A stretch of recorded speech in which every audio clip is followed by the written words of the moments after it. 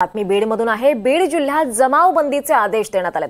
विविध प्रश्नांवर बीडमध्ये सध्या आंदोलन सुरू आहेत। काल मध्यरात्रीपासून जमावबंदीचे हे आदेश देण्यात आले, तर 1 मार्च पर्यंत हे आदेश लागू राहणार आहेत। 5 किंवा त्यापेक्षा अधिक व्यक्तींना मोर्चे किंवा निदर्शनं, आंदोलनं, धरणं हे करण्यासाठी जमावाला परवानगी घेतल्याशिवाय एकत्र येता येणार नाही, असं या आदेशात म्हटलंय।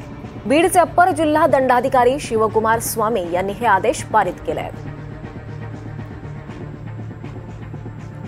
यावर अधिक माहिती घेऊयात। आपल्यासोबत आपले प्रतिनिधी स्वानंद पाटील आहेत। स्वानंद, बीड जिल्ह्यात नेमकं सध्या काय घडतंय? जमावबंदीचे हे आदेश देण्यामागचं कारण काय?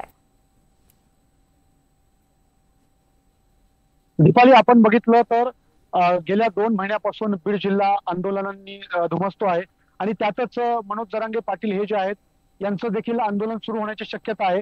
आणि त्याच अनुषंगाने बघितलं तर जे बीडचे अप्पर जिल्हा दंडाधिकारी आहेत शिवकुमार स्वामी यांनी एक काल जमावबंदीचा आदेश लागू केला आहे।